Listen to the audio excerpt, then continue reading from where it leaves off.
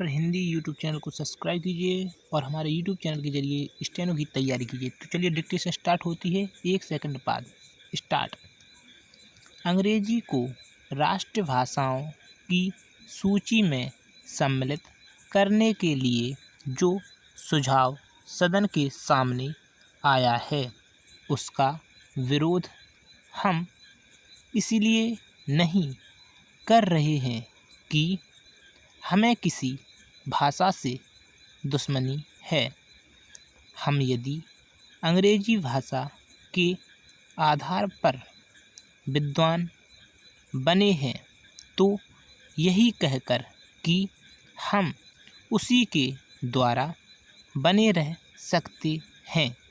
हिंदी को पीछे रखना उचित नहीं है। यह भ्रम सारे देश में फैलाया जा रहा है कि हिंदी से हमारी प्रगति नहीं हो सकती है। इसके विपरीत मैं देखता हूँ कि देश को यदि कोई भाषा 2 भागों में बांट रही है तो वह अंग्रेजी भाषा ही है।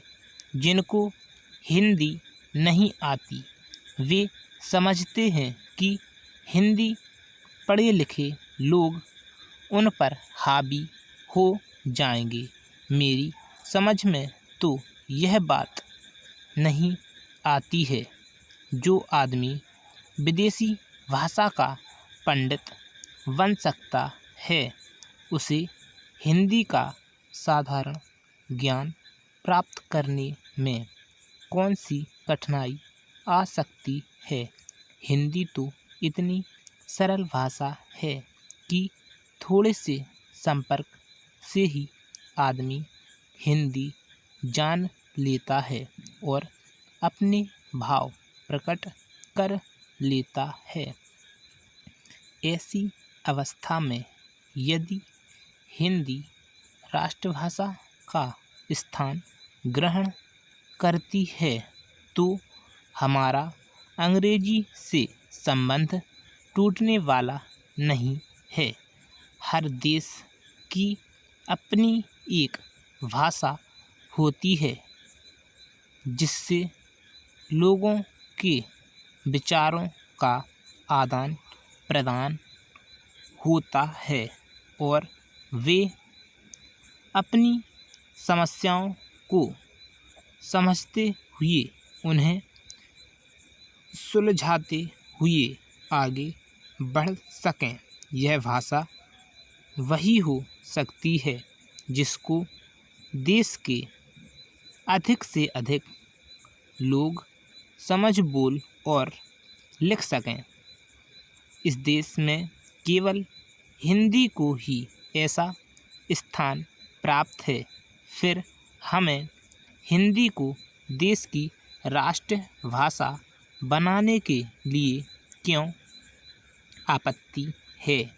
यदि हम इस प्रस्ताव को जो कि हमारे सामने पेश है स्वीकार करते हैं तो मेरा यह निश्चित मत है कि जिस दास्ता के बंधन से हम निकलने की कोशिश कर रहे हैं उससे हम नहीं निकल पाएंगे।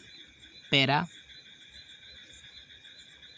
अंत में मेरा माननीय सदस्यों से निवेदन है कि वे केवल अपनी पार्टी की आज्ञा को ना देखें बल्कि अपनी बुद्धि से काम लें और इस प्रस्ताव का विरोध करें।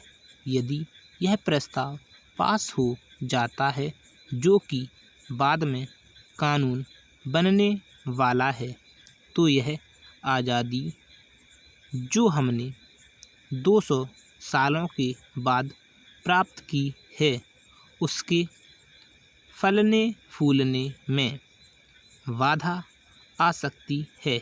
मैं सदस्य महोदय से भी प्रार्थना करूँगा कि वह अपना प्रस्ताव वापस ले लें। स्टॉप।